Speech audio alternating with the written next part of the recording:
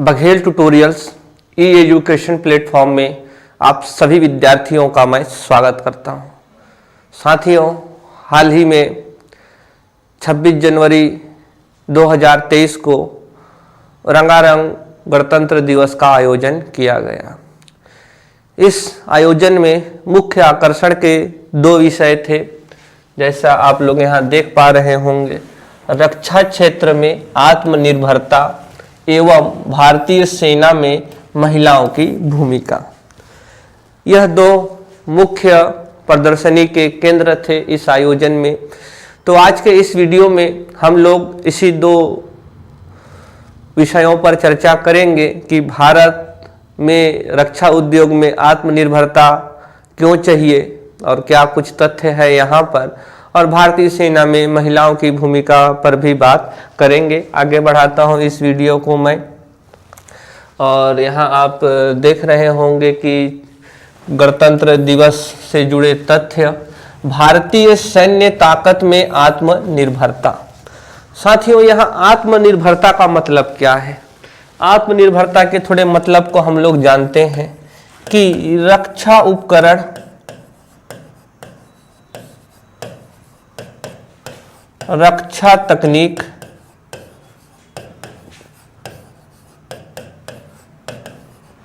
रक्षा अनुसंधान,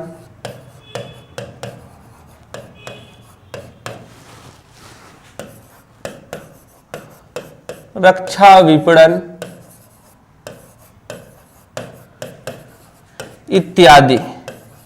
इत्यादि ये सभी स्वदेशी होने चाहिए।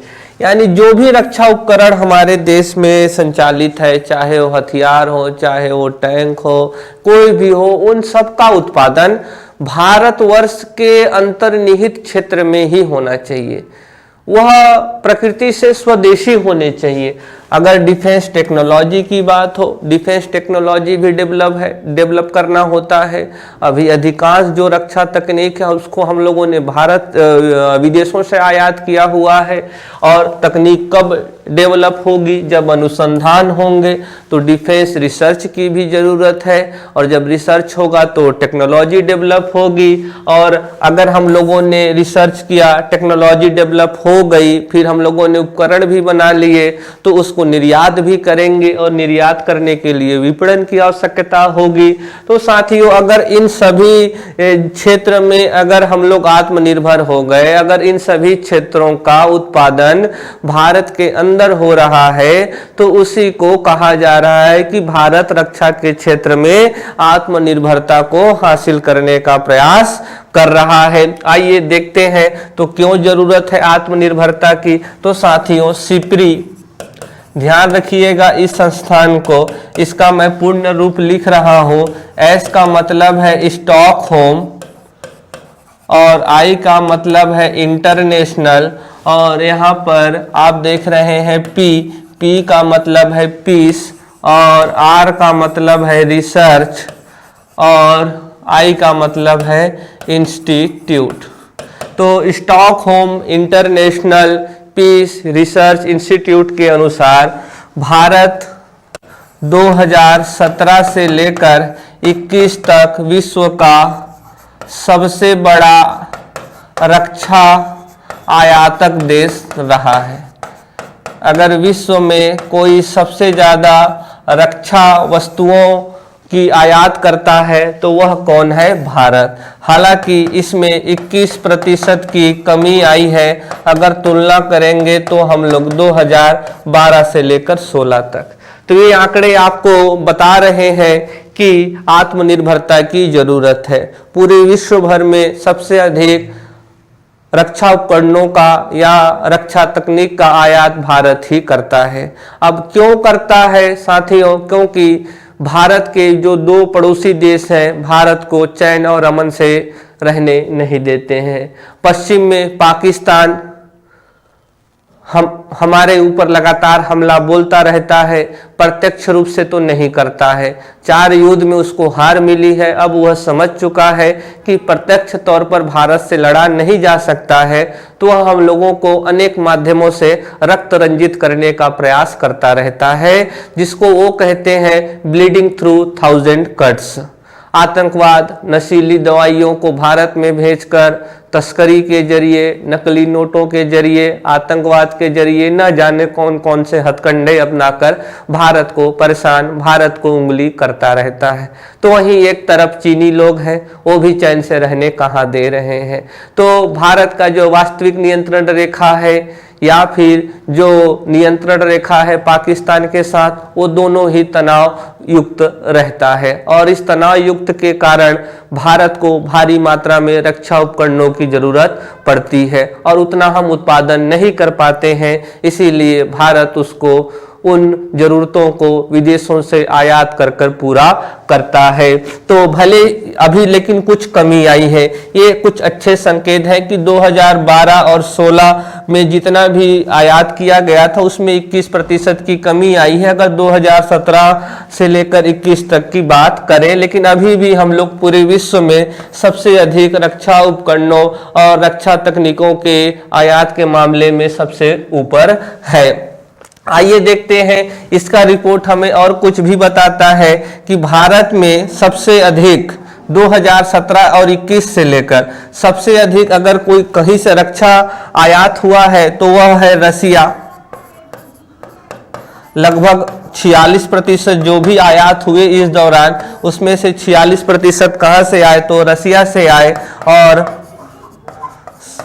27% फ्रांस से आए और अगर हम लोग यहाँ पर देखें तो लगभग यूएसए से 16% यूएसए से आया है। तो आप यहाँ देख रहे हैं कि भारत का सबसे बड़ा आपूर्तिकर्ता देश कौन है तो रसिया है।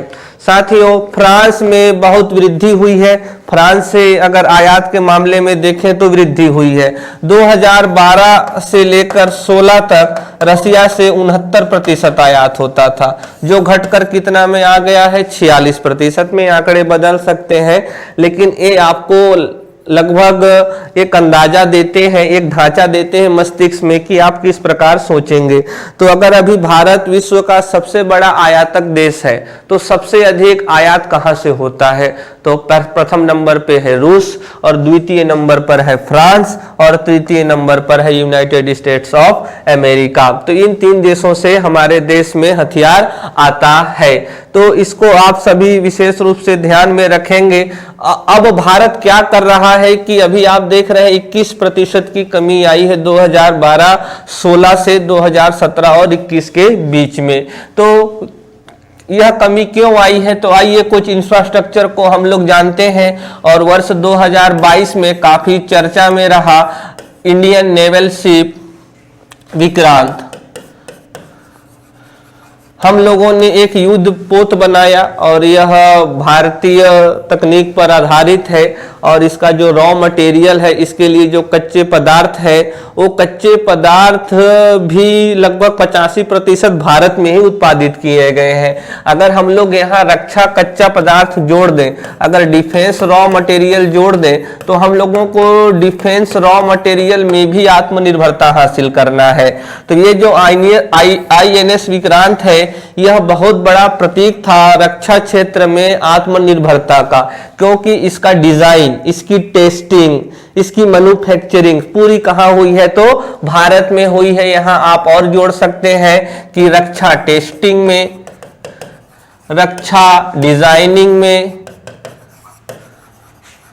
और रक्षा मैन्युफैक्चरिंग में यानी कि रक्षा विनिर्माण में, इन सभी में हम लोगों को आत्मनिर्भरता हासिल करनी है। और वर्ष 2022 में आत्मनिर्भरता का सबसे बड़ा प्रतीक क्या था तो INS विक्रांत था। अभी हमारे देश में अगर देखें हथियारों के निर्माण में तो कौन काम कर रहा है तो भारतीय आयुध फैक्ट्री काम कर रहा है हथियारों के निर्माण के लिए। इसको अंग्रेजी की भाषा में इंडियन ऑर्डिनेंस फैक्ट्री भी कहते हैं। इंडियन ऑर्डिनेंस फैक्ट्री, ऑर्डिनेंस का मतलब होता है आयुध। इसके लगभग 41 प्रोडक्शन यूनिट भारत में कार्य कर रहे हैं। 41 प्रोडक्शन यूनिट इसके भारत में काम कर रहे हैं और लगभग 7 central sector public sector unit जो है वो भी हथियारों के निर्माण में लगे हुए हैं। इसके अतिरिक्त डीआरडीओ, इस डीआरडीओ के अध्यक्ष अभी वी कामत साहब हैं। इसकी स्थापना 1958 में हुई थी और यह जो डीआरडीओ है यह रिसर्च करता है और टेक्नोलॉजी डेवलपमेंट का कार्य करता है, और जो कंपनी इस क्षेत्र में लगे हुए हैं रक्षा उपकरणों के निर्माण में उनकी भी सहायता करता है। और अभी हाल ही के कुछ वर्षों में कुछ निजी कंपनियों का भी रुझान इस ओर आया है और बुंदेलखंड के आसपास, झांसी के आसपास एक बड़ा डिफेंस कॉरिडोर बन रहा है। इसी तरीके के डिफेंस जो कॉरिडोर है वह मदुरै में भी प्रस्तावित है। तो भारत इन प्रयासों के जरिए Hindustan aeronautical limited, Cochin shipyard limited, ये सभी अग्रणी कंपनी है जो भारत में रक्षा उपकरणों का निर्माण कर रहे हैं। तो इन सभी बातों को आप ध्यान में रखिएगा और हम लोग आइए थोड़ा आगे बढ़ते हैं। और जब यह रंगारंग कार्यक्रम हो रहा था गणतंत्र दिवस का, तब जब इसका आयोजन हो रहा था रंगारंग कार्यक्रम का, तो भारत में निर्मित कुछ रक्षा उपकरणों की प्रदर्शनी विशेष रूप से की गई जिनका निर्माण भारत में हुआ था और वे भारत के आत्मनिर्भरता के प्रतीक थे। तो आइए देखते हैं। इसमें था मेन बैटल टैंक अर्जुन, नाग मिसाइल सिस्टम, K9 वज्र टी गन और ब्रह्मोस मिसाइल। आइए जरा इनकी तस्वीर को हम लोग देखते हैं। तो ये आप देख रहे हैं कि यह मेन बैटल टैंक है और यह भारत में ही निर्मित है, इसीलिए इसको गणतंत्र दिवस के रंगारंग कार्यक्रम में दिखाया गया। यह नाग मिसाइल है, इसको भी प्रदर्शित किया गया। यह ब्रह्मोस मिसाइल है और यह K9 वज्र टी गन है, इसको भी दिखाया गया इस गणतंत्र दिवस के रंगारंग कार्यक्रम में। तो इसको भी आप ध्यान में रखेंगे। आगे बढ़ते हैं। सशस्त्र बलों में महिलाओं की महत्वपूर्ण भूमिका। साथियों, भारत एक अद्भुत देश है। प्राचीन काल से ही हमारे देश में महिला शक्तियों का सम्मान किया जाता रहा है। हालांकि कुछ कालखंड में कुछ ऐसे आडंबर आ गए जिन्होंने महिलाओं की दुर्गति में भी काफी योगदान दिया, लेकिन अगर इतिहास को देखें तो कई ऐसी महिला वीरांगना रही हैं जिन्होंने पुरुषों के साथ कंधा से कंधा मिलाकर युद्ध क्षेत्र में लड़ा और पुरुषों से कहीं आगे भी निकल पाए और कई पुरुषों को घुटने टेकने पर भी मजबूर किया। रानी दुर्गावती, रानी लक्ष्मीबाई, चांद बीबी, न जाने ऐसे कितने महिला शक्ति हैं जिन्होंने युद्ध के क्षेत्र में उतरकर कार्य किया। और भारतीय सेना में, आज़ादी के बाद भारतीय सेना में महिलाओं की भूमिका अत्यंत ही अल्प रही। एक लंबा प्रयास चला है जिसमें सुप्रीम कोर्ट, महिला संगठन, इन सबों ने कार्य किया और आज महिलाओं का प्रवेश से भारतीय सेना के सभी अंगों में हो चला है। आइए थोड़ा इसके बारे में हम लोग जानते हैं। तो भारतीय सेना के 3 मुख्य अंग होते हैं। एक को इंडियन आर्मी कहा जाता है और इसी को थल सेना कहा जाता है। इंडियन नेवी है जिसे नौसेना कहा जाता है और एयर फोर्स है जिसे वायु सेना कहा जाता है। तो इंडियन नेवी में अभी कॉम्बैट रोल में महिलाओं को शामिल नहीं किया गया है।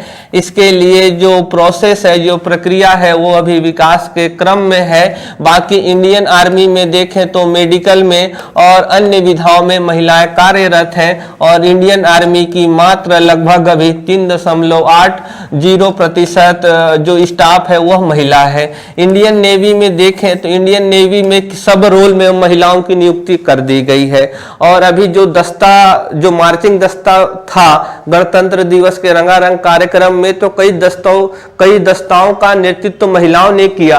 तो इंडियन नेवी में कॉम्बैट रोल में भी अब महिलाओं को नियुक्त किया जाता है और नेवी का लगभग 6% हिस्सा महिलाओं का है। सबसे अधिक महिलाएं एयरफोर्स में भी नियुक्त हैं और एयरफोर्स में कोई भी विधा हो, कॉम्बैट रोल हो, हर विधा में महिलाओं को नियुक्त किया जाता है और अभी लगभग 13% हिस्सा एयरफोर्स का महिलाएं हैं। तो इस तरीके से अभी महिलाओं ने एक लंबी लड़ाई लड़ी सेना में प्रवेश के लिए, और अगर इंडियन आर्मी को छोड़ दें, थल सेना को छोड़ दें, तो वायु सेना और नौसेना में महिलाओं को अब सभी रोल के लिए नियुक्त किया जाता था। तो इस वर्ष गणतंत्र दिवस में महिलाओं की भूमिका बड़ा ही महत्वपूर्ण थी। आगे बढ़ते हैं, कर्तव्य पथ, पूर्व में इसको राजपथ कहा जाता था। साथियों, 1911 में जब राजधानी कलकत्ता से कलकत्ता से दिल्ली स्थानांतरित किया गया अंग्रेजों द्वारा, ब्रिटिश उस समय शासन था भारत में, और उन्होंने राजधानी को कलकत्ता से दिल्ली ले आए। उस वक्त हमारे देश में ब्रिटेन के राजा आए हुए थे जॉर्ज पंचम, और जॉर्ज पंचम के आने के बाद से दिल्ली में एक कंस्ट्रक्शन शुरू हुआ, उसको किंग्स वे कहा जाता था। ध्यान रखिएगा उसका नाम क्या था, तो किंग्स वे।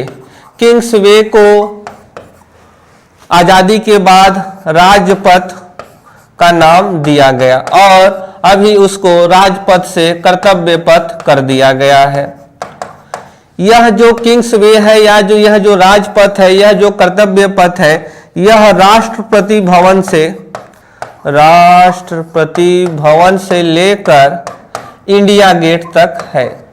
ध्यान रखिएगा, गेटवे ऑफ इंडिया नहीं, क्या, इंडिया गेट तक 3 किलोमीटर। यह जो राष्ट्रपति भवन से लेकर इंडिया गेट तक 3 किलोमीटर का रास्ता है, इसी को कर्तव्य पथ कहा जाता है। और अभी इस इंडिया गेट पर भारत के महान स्वतंत्रता सेनानी सुभाष चंद्र बोस की ग्रेनाइट मूर्ति लगाई गई है।